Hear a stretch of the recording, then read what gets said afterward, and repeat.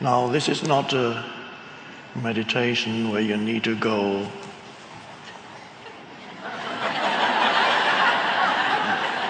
because sometimes the moment one says meditation, everybody goes.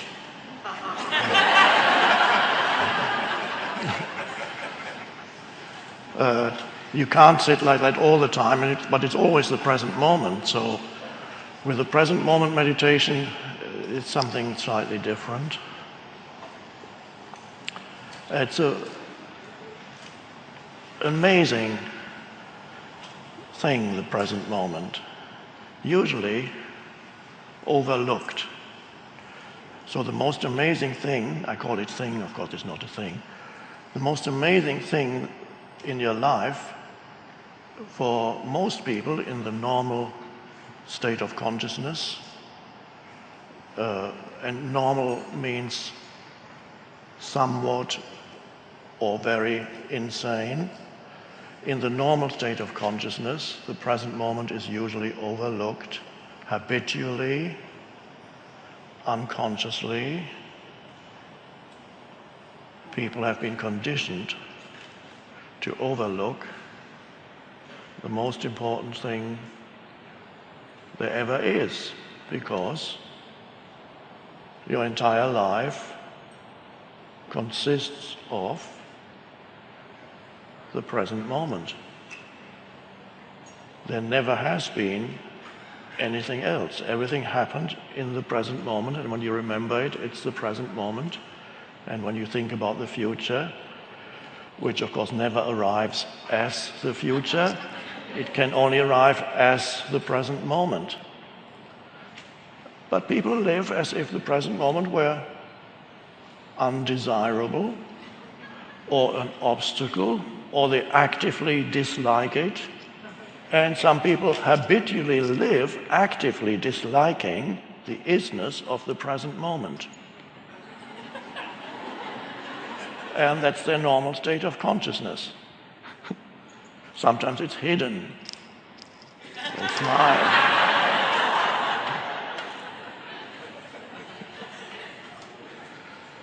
So when you become aware of the present moment, and sometimes people realize when I talk about it, all of you of course know all this already, but there may be some tuning in through the media who don't know this yet. When you realize that that's all there ever is, your entire life consists of the now. It can only unfold in the now, which is now.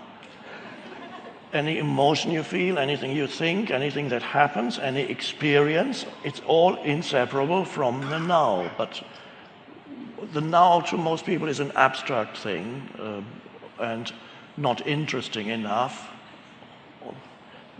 So let's see what that means, and let's make it into meditation. So let's call this our meditation this afternoon, the journey into the now.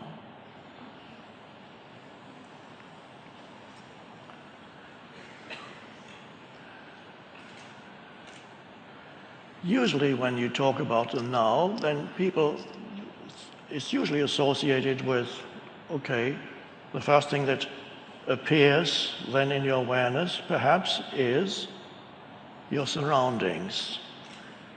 And that's already a great step into the now. It's the first important step into the now, to become aware of whatever surrounds you, the space that surrounds you, wherever you may be, and whatever takes place in that space. And you may notice when you become aware of those sense perceptions, because it's through sense perceptions that you become aware of whatever happens around you, that involves visual, auditory, and to some extent the other senses too, the main ones being visual and the seeing and hearing. So as we enter the now, we become more aware of our surroundings. It's the first step into the now. And now, when you do that, and let's do that now, just not thinking I'm going to practice now, not just become more aware of your surroundings. No practice, and it's not a doing, it's just an awareness arises of this room, the people in this room, the man sitting on the chair, talking, the lights, beautiful arrangement there. And that is the space of now. So what the word to use is you acknowledge what is. And close to acknowledging, you go a little bit deeper. You appreciate what is. What before you probably overlooked completely. And that's already a wonderful thing. And there are some people who are not yet ready to go any deeper than that, and that's fine. It's enough to just go 2 steps into the now. Well, let's call it 3. People like the idea of steps. Let's call it step 1, you become more aware of your surroundings. Step 2, you acknowledge. And with the acknowledgement comes a sense of the goodness of the ways in which life manifests continuously around you. There is an aliveness in everything. Even in the middle of a city, you might say, oh, I prefer the forest or the beach or the mountains. But even in the middle of the city, whatever happens, all the movements in the middle of a city are manifestations of life. Life manifesting as human beings running around, as cars, as houses, buildings, and noise, and so on. And there's also something there that is fine. It's an acknowledgement of life. And then comes an appreciation. Oh, you might see something that you before had not appreciated. The sky, for example. How many times are you aware of the sky? And say, oh. And it's beautiful. And even a cloudy sky, there's always this light filtering through the clouds. Now, you might notice when you become aware of what I call the surface of now, which are the sensory perceptions that reveal the world to you, already a shift in consciousness happens, because now you're not thinking as much. You cannot be very much aware of sense perception and really be looking at the sky or at a tree or a flower or a street scene and be thinking a lot. You have to be really there as the presence. For example, now. So you simply acknowledge the totality of this room. And that's beautiful. And then you go a little deeper still. The next step takes you deeper. Then you can ask yourself, what else is there to the now apart from the things that arise in my sense perception? What else is there? Is there anything else? Is that what the now is? What appears in the now? No. It's what appears in the now, but it's not yet the now.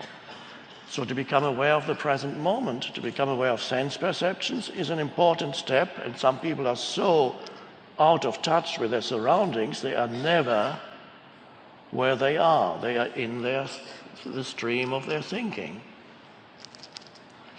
with only enough attention not to bump into things. But that's all the attention they give. They can maneuver their way through the furniture or the streets, but most of their attention is on the stream of thinking. A lot of it, by the way, useless, you might have noticed, and a lot of that negative too. Critical, complaining, having an issue with this or that, thinking about an unpleasant person yesterday or 10 years ago, and thinking what might go wrong tomorrow or tonight. And all kinds of, it takes you, that consciousness is continuously being absorbed by thinking. And people are in the grip of the stream of thinking. It pulls you along, amplified these days by the digital gadgets. We might be talking about that a little later. The grip of compulsive thinking, where one thing after another arises in your mind and you identify with everything that comes into your mind. Amplified, as I said, by the digital stuff, which want your attention, this is important, another email coming in, a text message.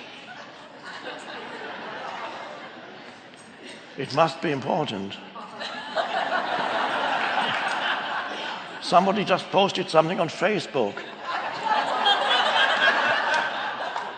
And you see a photo of a dinner plate, having dinner at such a...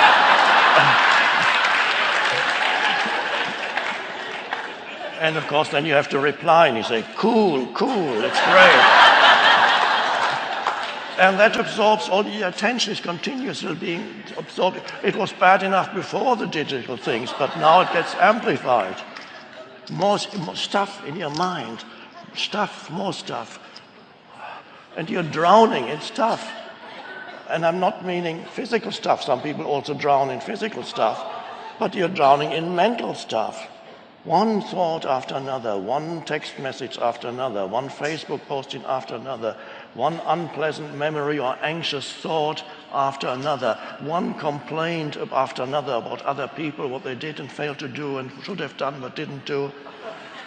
So there's no end to the stuff, and you are missing the present moment.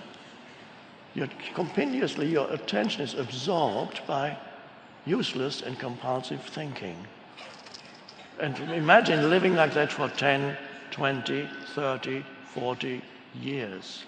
What that does to your habitual state of consciousness and you as a person. What kind of person does that state of consciousness produce? Anxious, angry, whatever their habitual state is, continuously dissatisfied, continuously needing desperately the next thing, which is never enough.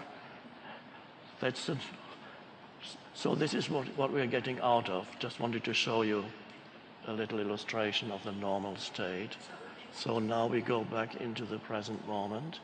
And as you become more aware of your sense perceptions, your alertness, and when I say alertness, don't let that be just a conceptual thing. Alertness needs to be something that you can only know what alert awareness is by experiencing alert awareness. You cannot understand conceptually what alert awareness is. And everybody here, I would say, knows already and can verify in their own experience the difference between being absorbed in being identified with the voice in your head, which is habitual compulsive thinking, and being in a state of alert awareness, which looks like this. You don't have to look like that, I'm acting it out. I'm just wanting to give a visual representation of it. It goes. And you may notice suddenly this is called, now, oh, by the way, there's been a lot of talk about mindfulness here. I just wanted to mention, I never use the word mindfulness, except when I explain why I don't use it. There's nothing wrong with mindfulness, it's just that my preference is to call it presence. Reason being, to me, mindfulness implies that your mind is full, and we don't want that. So, but if you're very welcome to use, it's perfectly fine to use that word. It's just my preference is presence. So what arises here is presence. When you become aware of your sense perceptions, there needs to be less thinking and more presence. So thinking subsides with that alertness that arises, and don't let it just be words now as I speak. You can verify in yourself that there can be a subtle shift from being involved in thinking into suddenly being fully here with your attention. So little thought now, because you can't be fully aware and be thinking. Now the next step down into the now is, as you become more aware of your sense perceptions, you may also sense the simple but beautiful fact that you are alive. And how do you sense that? That sometimes comes naturally as thinking subsides somewhat, alertness remains, and you can feel that there is an aliveness pervading your entire body. Subtle, somewhere, but you can sense that in your arms, your legs, your feet, there is an aliveness. And that can become part of your experience of the now. So now you begin to be present, what we could call present within and present without. So you can sense your own aliveness. If you can't sense it, ask yourself, for those few people here, probably very few who cannot sense the inner energy field of the body, what I call the inner body, I ask sometimes, if you close your eyes, hold your hands like this, and ask yourself, how can I know without looking or moving my hands whether my hands are still there? It's a funny question. How can I know without looking at my hands or moving my hands or touching anything, how can I know that my hands are still there? And at that moment, you cannot get a conceptual answer for that. You can only get an experiential answer by suddenly experiencing an aliveness inside your hands. And your attention has moved from thinking, has disengaged from the movement of thought, and is flowing into your hands. And in the same way, if you can feel your hands, you can feel your feet at the same time. And that you can feel the entire body as a subtle energy field. And that's a lovely place to be. And that you begin to be more rooted in the now. And you are present within and without. Being in the body, I call that sometimes an anchor for staying present. It can be helpful because the mind is the egoic mind, the unconscious mind is very clever, and if you don't, especially as you begin to practice presence, if you don't have an anchor for the present moment, the mind will very quickly come in with a thought. And that thought could be anything, but it will claim to be extraordinarily important. And it will say, follow me. You need to think about this. This requires your immediate attention at 3:30 in the morning in bed. And that thought, of course, may proliferate into other thoughts. Anxious thoughts, regretful thoughts. What about my whole life? I have to work out my life. It's all been useless. What have I done with my life? What about my life? What is my life? It's a mental construct that you call my life, and you miss the actual life in the present moment. But so you need to know that your thought it's very seductive and hypnotic, and it will come in and grab your attention again if you don't know what it's doing. But if you know that this is what it's doing, then you can say, not just say it, you can just be aware that there's another thought that wants to come in. And at that moment when there's an awareness, you don't have to follow the thought. You can just allow it to pass through your mind, and then it's gone again.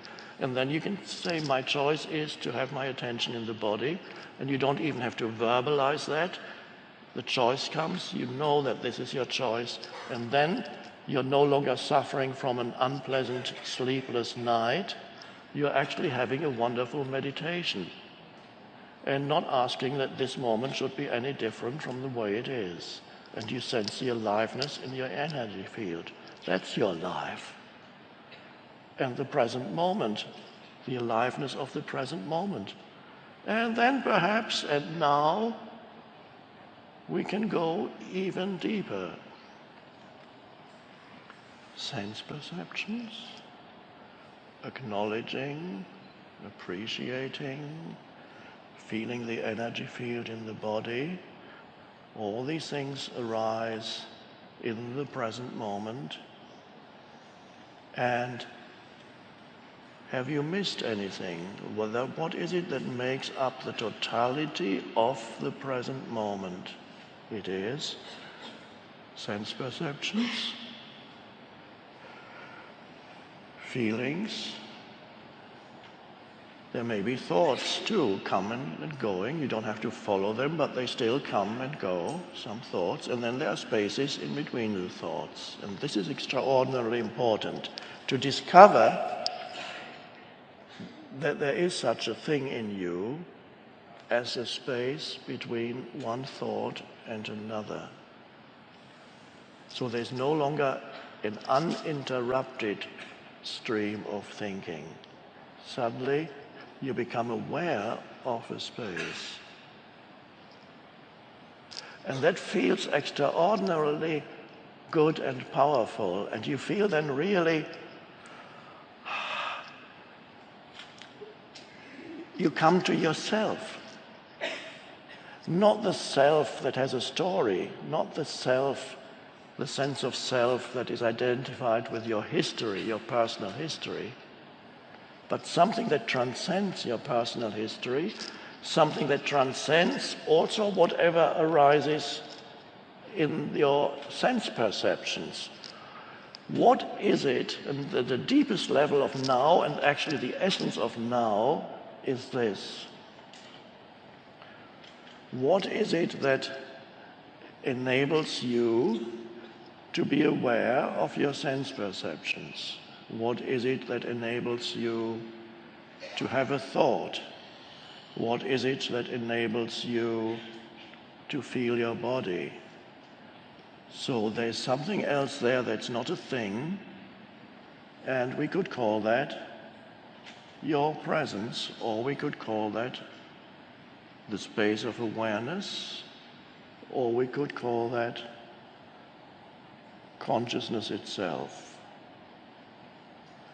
And the most wonderful thing in your meditation is the discovery of yourself, not as a person with a limited history, that dimension still exists, but there is a deeper dimension in you where whatever happened to the person, good or bad, is transcended and becomes irrelevant. A deeper sense of beingness or self, when you can realize that that which makes your sense perception possible, any thought possible, any emotion possible, is the fact that there is the light of presence in you. In that light of presence, you perceive this room. In that light of presence, a thought comes and goes. If too many thoughts come and you no longer have any gap in thoughts, the light of presence becomes obscured. It's still there, but it's like a totally cloudy day. You can't see the sun anymore. It's still filtering through, but you don't know it. All you see is the clouds. And that's normal, the destiny for millions of humans still on the planet. All they know is the stuff in their minds. The entire sense of self is derived from the stuff in their mind. Dreadful fate. But nobody tells us that it's dreadful. It's so normal. If you're born in a mental asylum, then you don't know that everybody's insane, because everybody's the same. So this is what we are going beyond, is what arises, the possibility of entering a different state of consciousness, not just as an isolated experience, as a meditation practice, but to bring that, let's go back into it now, the awareness that you are aware. That sounds a little funny. Can you be aware right now that everything that you perceive or think or feel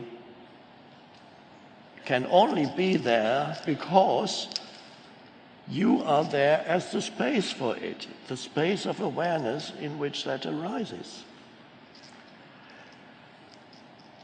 Another question one could ask to point you to that inner reality is to ask, what does it feel like to be you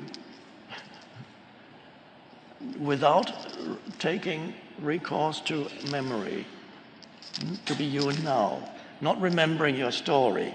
It's only a story in the mind. But what does it feel like to be you? Now you can only, there's no conceptual answer because I'm asking about an actual experience or realization right now, here, now. What does it feel like? What is the essence of who you are? Can you sense your own presence? Now, when I say your own, it's not totally correct. It's not yours. But let's just put it like that for a moment. Can you sense the very presence that is the essence of who you are? And it has no form. It is just spacious awareness. And that's an amazing thing, to know yourself as spacious awareness. That frees you from believing that your personal history is who you are. Because your personal history is not that great. Mine isn't. It would be frustrating if I thought of my personal history. Who I am has come about through transcending my personal history. It's not my personal history showing this great thing. No, it's realizing the relative insignificance of my personal history.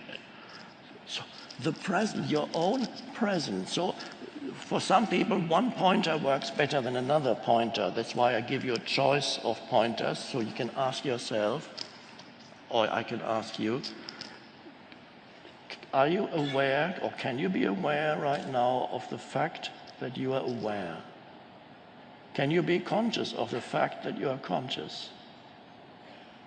That still sounds dualistic because I'm using language, but it's only because I'm using language. What really happens when you are aware that you are conscious is not that here is me and here is I'm aware of my consciousness, subject and object. That's not how consciousness, you can't be aware of consciousness like that.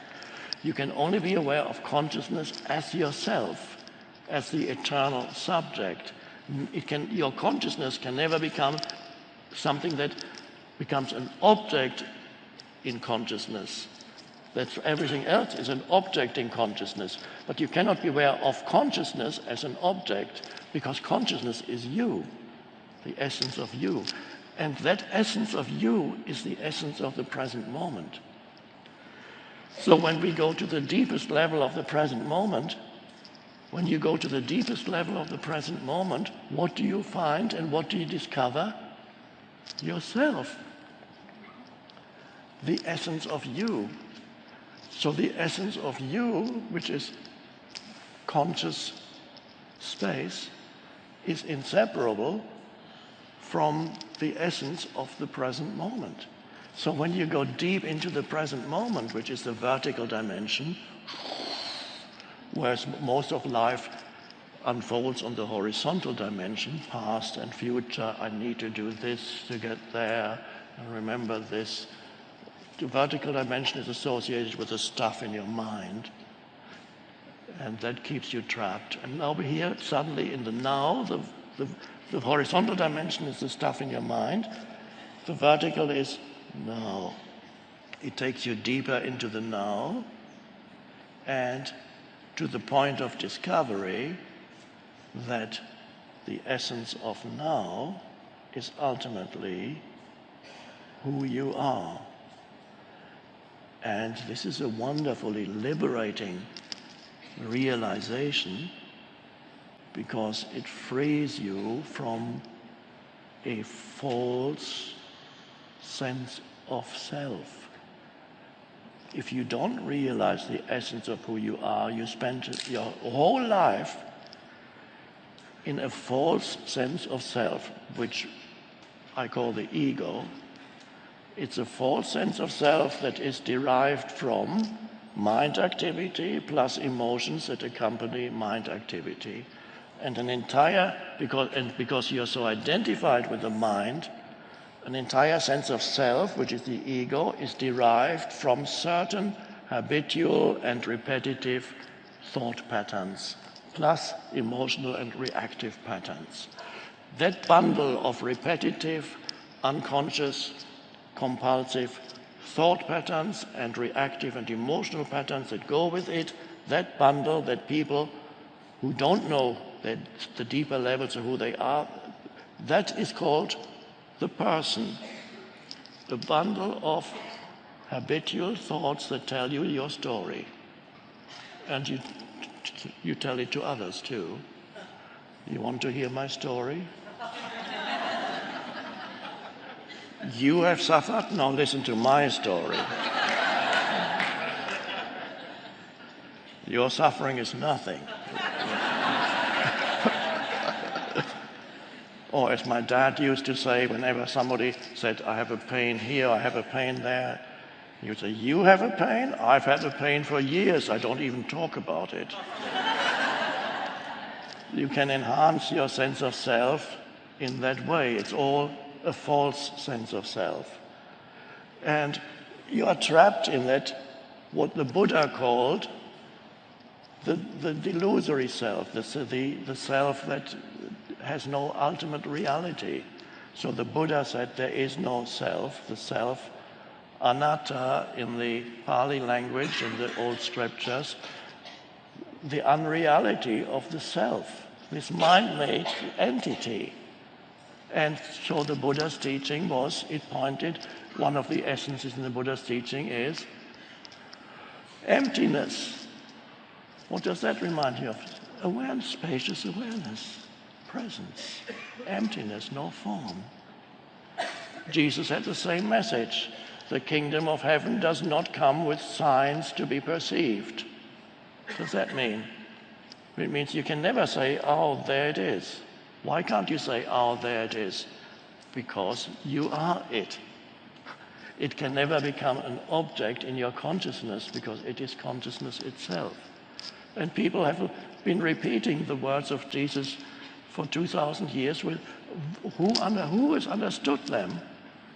Very few, maybe one or two Buddhists.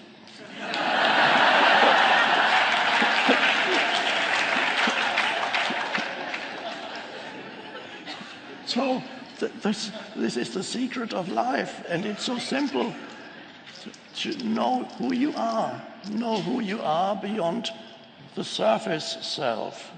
And it doesn't mean you can't remember your history anymore. Of course you can remember your personal history, that's fine. But you are no longer trapped in that exclusively personalized sense of me.